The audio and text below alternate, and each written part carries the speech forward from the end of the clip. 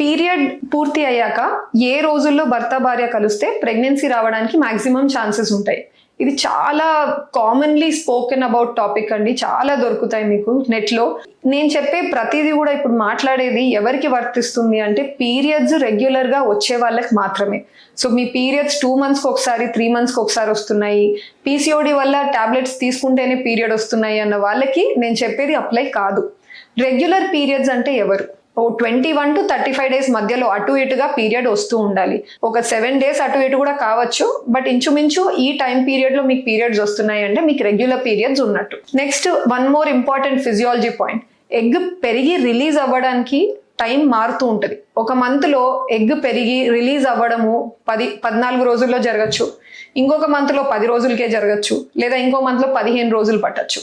Once egg release అయిపోయింది అంటే దాని తర్వాత పార్ట్ ల్యూటియల్ ఫేస్ అంటాం. అది యూజువల్లీ కాన్స్టెంట్ ఉంటుంది 2 weeksకి. సో అందుకని ఈ ఫార్ములా దానికి అప్లై చేయొచ్చు. ఫర్ ఎగ్జాంపుల్ ఎక్కువగా మనం నోటీస్ చేసేది 28 days సైకిల్. మాక్సిమం రెగ్యులర్గా పీరియడ్స్ వచ్చే లేడీస్కి యూజువల్లీ 28 daysకి ఒకసారి పీరియడ్ వస్తూ ఉంటుంది. వాళ్ళు ఏం చేయాలి అంటే వాళ్ళకు 28 days నుంచి 14 days మైనస్ చేయాలి. నేను చెప్పిన కాన్స్టెంట్ పీరియడ్ మైనస్ చేస్తే వచ్చే నంబర్ 14. అంటే మోస్ట్లీ వాళ్ళకు 14th డేకి ఎగ్ రిలీజ్ అవుతుండొచ్చు చాలా మటుకు.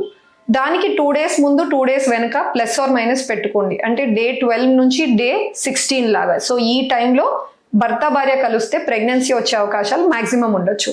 అదే విధంగా 30 days ఉంటే 30 నుంచి మైనస్ చేసి 14, 16th డే వస్తూ ఉంటుంది వాళ్ళకి. So 16th day egg release అవుతుందేమో కాబట్టి డే 14 to డే 18 ఈ మధ్యలో ట్రై చేయొచ్చు.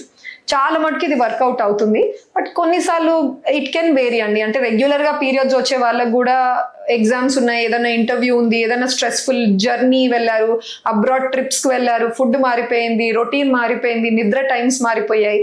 సో వాళ్ళకు కొంచెం పీరియడ్ అటు ఇటు అయ్యే ఛాన్సెస్ ఉంటుంది. కాబట్టి ఇంకా వైడర్గా గ్యాప్ పెట్టుకుంటే day 10 to day 21. So this is much wider gap. ఈ లోపల అట్లీస్ట్ 2-3 daysకి ఒకసారి న్యాచురల్గా హస్బెండ్ వైఫ్ కలుస్తూ ఉంటే ప్రెగ్నెన్సీ వచ్చే ఛాన్సెస్ చాలా హయ్యర్ ఉంటుంది. Thank you.